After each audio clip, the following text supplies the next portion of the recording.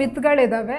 ಲಾ ಅಂತಂದರೆ ಲಾಯರ್ ಆಗಬೇಕಂದ್ರೆ ನನಗೆ ಸಿಕ್ಕಾಪಟ್ಟೆ ಮಾತಾಡೋಕ್ಕೆ ಬರಬೇಕು, ಜೋರಿರಬೇಕು, ಆವಾಗ ಮಾತ್ರ ನೀನು ಲಾಯರ್ ಆಗೋದಕ್ಕಾಗೋದು, ಅಡ್ವೊಕೇಟ್ ಆಗೋದಕ್ಕಾಗೋದು. ಇಲ್ಲಾಂದರೆ ಇಲ್ಲ, ನೀನು ಸೈಲೆಂಟ್ ಆಗಿದ್ದರೆ, ಇಂಟ್ರೋವರ್ಟ್ ಆದರೆ ಆಗಲ್ಲ ಅಂತ ಹೇಳ್ತಾರಲ್ವ.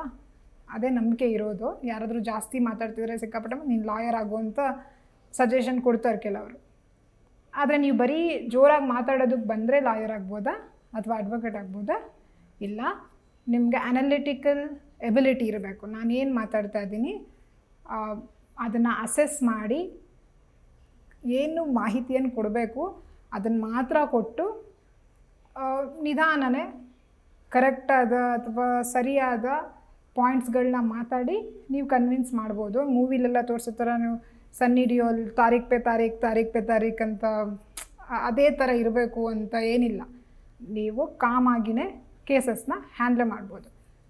ಭಾಷೆ ಬಗ್ಗೆ ಬಂದಾಗ ಹೌದು, ನಮಗೆ ಇಂಗ್ಲೀಷ್ ಚೆನ್ನಾಗಿ ಗೊತ್ತಿದ್ದರೆ ತುಂಬ ಅನುಕೂಲ ಆಗುತ್ತೆ. ಯಾಕಂದರೆ ಸುಮಾರು ಲಾ ಬುಕ್ಗಳು ಇಂಗ್ಲೀಷಲ್ಲೇ ಇರೋದು, ಕನ್ನಡಕ್ಕೆ ಅನುವಾದ ಮಾಡೋದಕ್ಕೆ ಪ್ರಯತ್ನ ಮಾಡಿದ್ದಾರೆ. ಬಟ್ ನಿಮ್ಗೆ ಇಂಗ್ಲೀಷಲ್ಲಿ ಸಿಗ್ತಕ್ಕಂತಹ ಇನ್ಪುಟ್ ಏನಿದೆ ಅಷ್ಟು ನಿಮಗೆ ಕನ್ನಡದಲ್ಲಿ ಮಾಹಿತಿ ಸಿಗ್ತಾ ಇಲ್ಲ. ಕಾಲೇಜ್ಗಳಲ್ಲೂ ಕನ್ನಡದ ಮೀಡಿಯಮಲ್ಲಿ ಬರೆಯೋ ಮಕ್ಕಳು ತುಂಬ ಕಡಿಮೆ.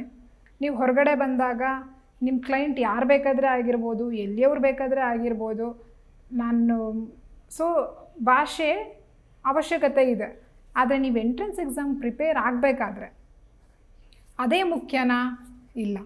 ನಿಮಗೆಷ್ಟು ಕಾನ್ಫಿಡೆನ್ಸ್ ಇದೆ ಮಾಡ್ತೀನಿ ಅನ್ನೋದಿದೆಯಲ್ಲ, ಯಾವ ಕಾನ್ಫಿಡೆನ್ಸಿಂದ ಹೊರಡ್ತೀರಾ ಅನ್ನೋದಿದೆಯಲ್ಲ, ಅದು ತುಂಬ ಮುಖ್ಯ. ನಮ್ಮ ಹತ್ರನೇ ಒಬ್ಬರು ಸ್ಟೂಡೆಂಟ್ ಇದ್ದರು, ತಮಿಳ್ನಾಡಿಂದ 1 ವರ್ಷ 12th ಮುಗಿಸಿ 1 ವರ್ಷ ಡ್ರಾಪ್ ಮಾಡಿ ನಾನು ಫ್ಲ್ಯಾಟ್ ಪ್ರಿಪೇರ್ ಆಗ್ತೀನಿ ಅಂತ ಬಂದರು. ತಮಿಳ್ ಬಿಟ್ಟು ಬೇರೆ ಭಾಷೆ ಬರ್ತಾ ಇರಲಿಲ್ಲ. ಕ್ಲಾಸ್ ರೂಮಲ್ಲಿ ಎದ್ದು ನಿಂತು ಓದು ಅಂತಂದರೆ ಯೂಸ್ ಟು ಬಿ ಸ್ಕೇರ್ಡ್, ತುಂಬ ಹೆದರ್ತಿದ್ದ ಸ್ಟೂಡೆಂಟ್. ಕ್ಲಾಟ್ ಎಕ್ಸಾಮಲ್ಲಿ he got all India 120 change ಆ ಥರ ರ್ಯಾಂಕಿಂಗ್ ಬಂತು. ಆವಾಗ ನ್ಯಾಷನಲ್ ಸ್ಕೂಲ್ ಬ್ಯಾಂಗ್ಳೂರಲ್ಲಿ ಸೀಟ್ಸ್ ಇರಲಿಲ್ಲ. ಸೊ ಅವ್ರು ಬೇರೆ ನ್ಯಾಷನಲ್ ಸ್ಕೂಲ್ ವೆಸ್ಟ್ ಬೆಂಗಾಲೇನೋ ಹೋದರು. ಸೊ ನಾವು ಭಾಷೆನೇ ಮುಖ್ಯ, ಇಂಗ್ಲೀಷ್ ಬಂದ್ರೇ ಕ್ರ್ಯಾಕ್ ಮಾಡೋದಕ್ಕಾಗುತ್ತೆ ಅನ್ನೋ ಹಾಗಿದ್ರೆ, ಮಾತಾಡೋದಕ್ಕೆ ಬಂದ್ರೇ ಕ್ರ್ಯಾಕ್ ಮಾಡೋದಕ್ಕಾಗುತ್ತೆ ಅನ್ನೋ ಹಾಗಿದ್ರೆ ಆ ಹುಡುಗ ಕ್ರ್ಯಾಕ್ ಮಾಡ್ತಾನೇ ಇರಲಿಲ್ಲ.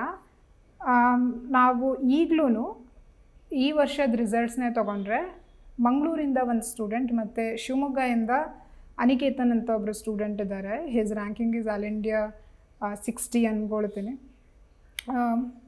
ಅವರೂ ನಾರ್ಮಲ್ ಗ್ರಾಮೀಣ ಪ್ರದೇಶದಿಂದ ಬಂದಂಥ ಹುಡುಗ, ವಿಕಾಸ್ PU ಕಾಲೇಜ್ ಅಂತ ಒಂದು PU ಕಾಲೇಜಿಂದ ಓದಿರೋವಂಥ ಹುಡುಗ.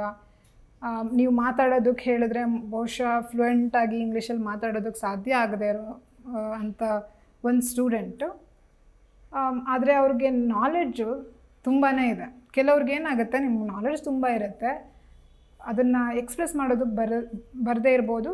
ಯಾಕಂದರೆ ನನಗೆ ಇನ್ಫೀರಿಯಾರಿಟಿ ಕಾಂಪ್ಲೆಕ್ಸ್ ಇರುತ್ತೆ, ನಾನೆಲ್ಲೋ ಹಳ್ಳಿಯವನು. ನೀವು ಗ್ರಾಮರ್ ಚೆಕ್ ಮಾಡಿ, no offence to English medium kids, but ನಾನು ನೋಡಿರೋ ಪ್ರಕಾರ ಈ ಕನ್ನಡ ಮೀಡಿಯಮಲ್ಲಿ ಓದಿ ಚೆನ್ನಾಗಿ ಮಾರ್ಕ್ಸ್ ತೆಗೆದಿರ್ತಾರಲ್ಲ ಇಂಗ್ಲೀಷಲ್ಲಿ, ನೀವು ಅವ್ರಿಗೇನಾದರೂ ಬರೆಯೋದಕ್ಕೆ ಕೊಡಿ ಇಂಗ್ಲೀಷಲ್ಲಿ, ಅವ್ರ ಗ್ರಾಮರ್ ತುಂಬ ಚೆನ್ನಾಗಿರುತ್ತೆ, ತಪ್ಪುಗಳಿರೋದಿಲ್ಲ. ಮಾತಾಡಬೇಕಾದ್ರೆ ತೊದಲುಬೋದು, ತಪ್ಪುಗಳಾಗ್ಬೋದು, ಆದರೆ ಅವ್ರ ನಾಲೆಡ್ಜ್ ಜಾಸ್ತಿ ಇರುತ್ತೆ. ಸೊ ನಿಮಗೆ ಏನು ಸಿಗಬೇಕು ಭಾಷೆ ಅಂತ ಬಂದಾಗ ಅದು ಸ್ಕೂಲ್ಗಳಲ್ಲಿ ಸಿಗ್ತಾ ಇದೆ. 5ನೇ ತರಗತಿಯಿಂದ 1ನೇ ತರಗತಿಯಿಂದ ಇಂಗ್ಲೀಷ್ ಹೇಳ್ಕೊಡ್ತಾ ಇದ್ದಾರೆ. You just need confidence. ಅದು ನಿಮ್ಗೆ over a period of time ಬರುತ್ತೆ, ಒಂದೇ ದಿನದಲ್ಲಿ ಡೆವಲಪ್ ಆಗಲ್ಲ. ಓದೋದಕ್ಕೆ ಶುರು ಮಾಡಿ, ಜಾಸ್ತಿ ಇಂಗ್ಲೀಷ್ ಬುಕ್ಸ್ ಓದೋದಕ್ಕೆ ಶುರು ಮಾಡಿ, ವೊಕ್ಯಾಬ್ಯುಲರಿ ಇಂಪ್ರೂವ್ ಮಾಡ್ಕೊಳ್ಳಿ. ಅನುವಾದಗಳನ್ನ ಓದಿ, ಒಂದು ಸತಿ ಒರಿಜಿನಲ್ ಬುಕ್ ಓದ್ಬಿಟ್ಟು ಅಥವಾ ನೀವೇ ಡಿಕ್ಷನರಿ ಇಟ್ಕೊಂಡು ಮೀನಿಂಗ್ ಚೆಕ್ ಮಾಡಿ ಅರ್ಥ ಮಾಡ್ಕೊಳ್ಳೋದಕ್ಕೆ ಪ್ರಯತ್ನ ಮಾಡಿ.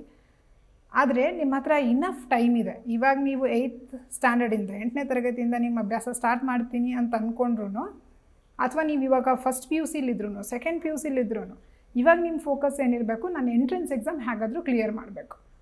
ನೀವು ಒಂದು ಸತಿ ಲಾ ಸ್ಕೂಲ್ಗೆ ಹೋದ್ಮೇಲೆ ನಿಮ್ಮ ಕಮ್ಯುನಿಕೇಷನ್ ಇಂಪ್ರೂವ್ ಮಾಡ್ಕೊಳ್ಳೋದಕ್ಕೆ ಏನು ಬೇಸಿಕ್ ಬೇಕೋ ಅದು ನಿಮ್ಗೆ ಆಲ್ರೆಡಿ ಸಿಕ್ಕಿರುತ್ತೆ. ಯಾಕಂದರೆ ಈ 2 ವರ್ಷದ ಪ್ರಿಪ್ರೇಷನಲ್ಲಿ ನಿಮಗೆ ರೀಡಿಂಗ್ ಕಾಂಪ್ರಿಹೆನ್ಷನ್ ಹೇಳ್ಕೊಡ್ಬೇಕು ಅಥವಾ ನಿಮ್ಗೆ ಬೇಸಿಕ್ ಗ್ರಾಮರ್ ಅರ್ಥ ಮಾಡಿಸ್ಬೇಕು ಅಂತಂದರೆ ಸುಮಾರು ಇಂಗ್ಲೀಷ್ ಕ್ಲಾಸ್ಗಳು ನಡೆದಿರುತ್ತೆ. ನಿಮ್ಮ ಕ್ಲಾಸ್ಮೇಟ್ಸ್ ಜೊತೆ ಇಂಟ್ರಾಕ್ಷನ್ ಆಗಿರುತ್ತೆ. ನಿಮ್ಮ ಟೀಚರ್ಸ್ ಎಷ್ಟೊಂದು ಇನ್ಪುಟ್ ಕೊಟ್ಟಿರ್ತಾರೆ. ನಿಮ್ಮ ಕಡೆಯಿಂದ ನಿಮಗೂ ಗೊತ್ತು ನಾನು ಲಾ ಸ್ಕೂಲ್ ಟಾರ್ಗೆಟ್ ಮಾಡ್ತಾ ಇದ್ದೀನಿ, ನಾನು ನನ್ನ ಭಾಷೆನ ನನ್ನ ಲ್ಯಾಂಗ್ವೇಜ್ನ ಇಂಪ್ರೂವ್ ಮಾಡ್ಕೋಬೇಕು ಅಂತ ನೀವು ವರ್ಕ್ ಮಾಡ್ತಾ ಇರ್ತೀರ. ಇದೆಲ್ಲದೂ ಸೇರಿ ಇನ್ನೂ 7 ಇಯರ್ಸ್ ಮುಗಿಸಿ ನೀವು ಫೀಲ್ಡ್ಗಿಳಿಯೋದು, ಅಷ್ಟೊತ್ತಿಗೆ ನಿಮಗೇನು ಅವಶ್ಯಕತೆ ಇದೆ ಆ ಕಾನ್ಫಿಡೆನ್ಸ್ ಮತ್ತು ಲ್ಯಾಂಗ್ವೇಜ್ ನಿಮ್ಗೆ ಬಂದಿರುತ್ತೆ. ಈಗ ನೀವು ಯಾವುದ್ರ ಮೇಲೆ ಕಾನ್ಫಿಡೆನ್ಸ್ ಇಟ್ಕೋಬೇಕು ಅಂತಂದರೆ ನನ್ನ ಕೈಲಾಗುತ್ತೆ, ನಾನು ಇವಾಗಿಂದ ಆರಂಭ ಮಾಡಿದ್ರೆ ನನ್ನ ಹತ್ರ ಇಷ್ಟು ಸಮಯ ಇದೆ, ನಾನು ಅಷ್ಟು ಸಮಯದಲ್ಲಿ ಇದನ್ನೆಲ್ಲ ಸಾಧಿಸೋದಕ್ಕೆ ಸಾಧ್ಯ ಆಗುತ್ತೆ ಅನ್ನೋದೊಂದು ಕಾನ್ಫಿಡೆನ್ಸ್ ಇದ್ದರೆ ಸುಮಾರು ಜನ ಡೆಫಿನೆಟ್ಲಿ ಅಲ್ಲಿ ತನಕ ರೀಚ್ ಆಗ್ತಾರೆ. ಅದೇ ಇವಾಗ ನಾನು ಕೊಟ್ಟಿದ್ದು ಎಕ್ಸಾಂಪಲ್ ಇದೆಯಲ್ಲ, ಆ ಸ್ಟೂಡೆಂಟ್ ಇರ್ಬೋದು. ಇದಕ್ಕಿಂತ ಮುಂಚೆನೂ ನಾನು ಸುಮಾರು ಜನ ನೋಡಿದ್ದೀನಿ.